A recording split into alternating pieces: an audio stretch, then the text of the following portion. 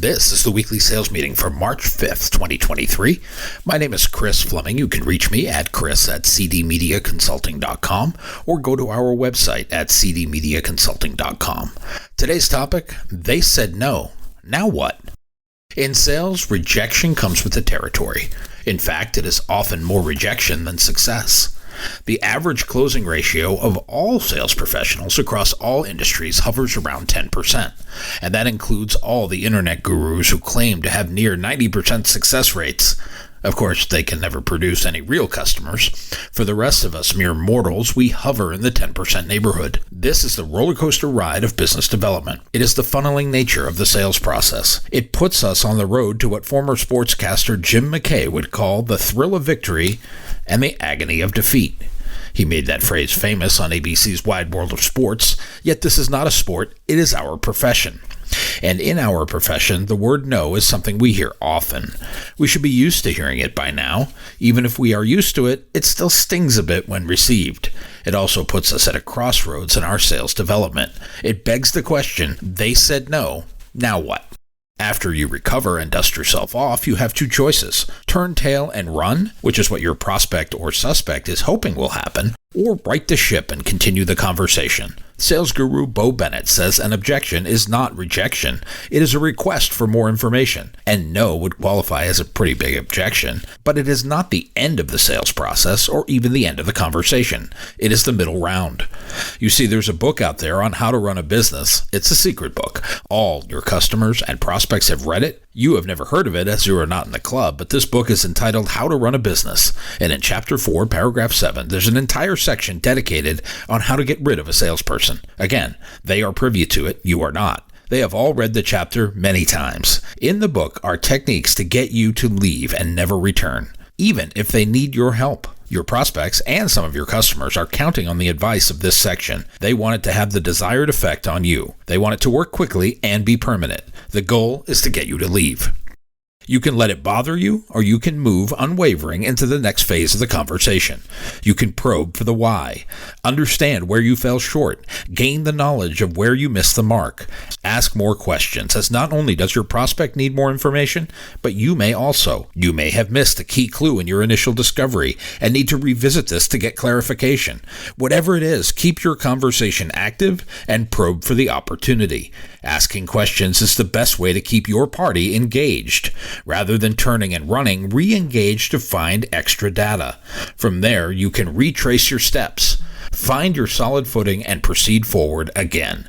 Like the old schoolhouse rock song, knowledge is power, this adage holds true in sales. It comes from the Latin, sentia potentia est. Although this phrase is most often attributed to Sir Francis Bacon, knowledge will give you confidence and staying power.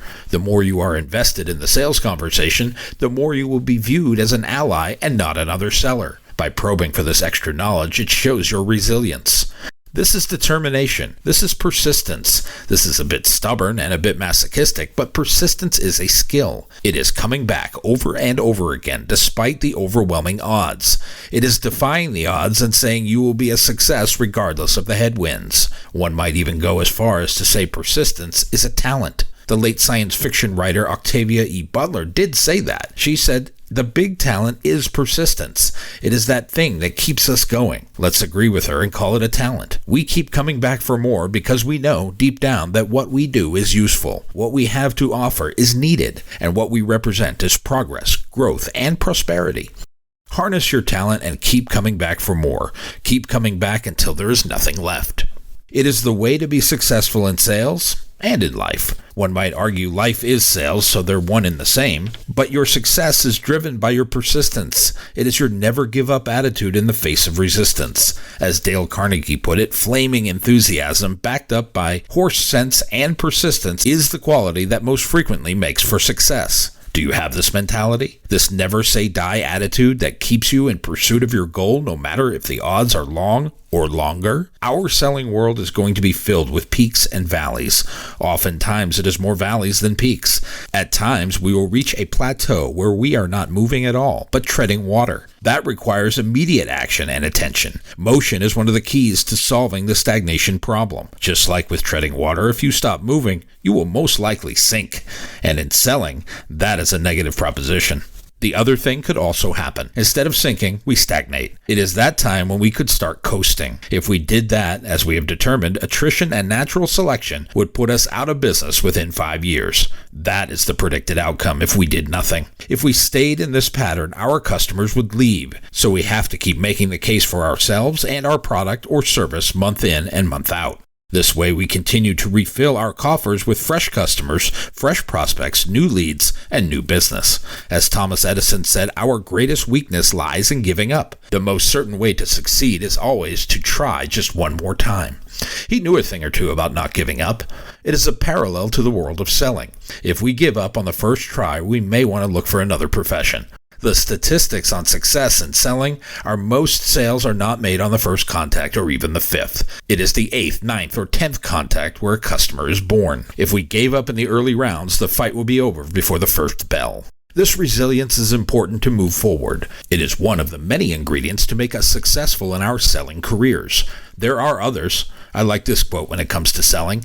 As important as hustle is, grit and resilience are equally as important because there's a lot of rejection in our business. Except it was not written about selling, although it should have been. It was written about politics, and it comes from Troy Carter. He is the congressman from Louisiana's 2nd District. He didn't know he would be providing us with locker room material for our next sales meeting. These traits are all part of the chemical makeup of great sellers. You can be one if you choose this attitude. If you develop these characteristics, if you have this desire to be successful and keep these ideas in your mind at all times, it is a mindset to adopt, an attitude of yes, I will instead of woe is me. Like the old Mark Twain quip, if you think you can, you probably will, and if you think you can't, you are right. We may not know yet what to do with the information we uncover, but asking questions becomes the key to discovery. It may make sense to prepare a list of probing questions in case you hit an impasse with your prospects.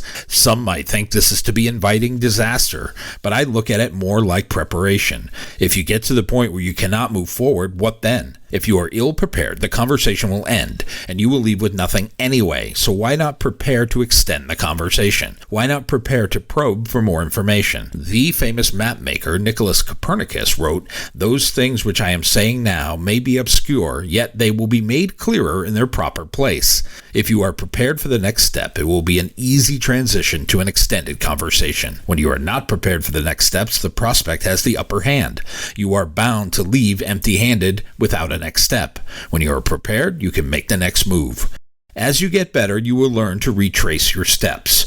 You can lead yourself right back to the place where you lost your customer, your prospect, or the sale. There was a point in your sales conversation where you were both on the same page, and then it was gone. You didn't recognize it leaving, but the connection was gone. Retrace your steps, back up to where you were both on the same page, and start again. If you have a qualified prospect with a need for what you are selling and an affinity for growth, you are well within your right. If you have a prospect who is unqualified, you should have never had the conversation in the first place. In your quest to separate suspects from prospects, it should be obvious who is a player and who is a pretender. Treat each in kind. For players, back up to that place where you were both on the same page. Rectify the situation. Ask the question, where did I lose you? You are well within your right. One might say you earned it. If you reach the ultimate impasse, don't just write the business off. Determine first if you have a viable candidate. Are they worthy of the investment of time? Is there a true problem on the table? Is it one that you can solve? Are you dealing with the ultimate authority or a glorified gatekeeper? Are you convinced that this business wants to be in business in 6 months, a year, or 5 years? If yes, proceed. If no, move on to the next. If nothing is going to happen today, ask for the best alternative. That would be the next meeting with another plan, another idea. Not everyone is going to say yes to you on every occasion, but if you are solving a real business problem or meeting a need, real or perceived, you will get a seat at the table. And that is all you can ask for, a legitimate chance to win their long-term trust. Don't worry about hearing no. Worry about not having a plan to recover if you do. As the heavyweight boxer Mike Tyson once said, everyone has a plan until they get punched in the mouth. What are you going to do when you hear no? My book, Yes, I'm a Salesman, You Can Be Too, is available now on Amazon.com. If you like what you have heard here today, please consider ordering a copy or two. You can always send one to a friend. You can find it now on Amazon.com.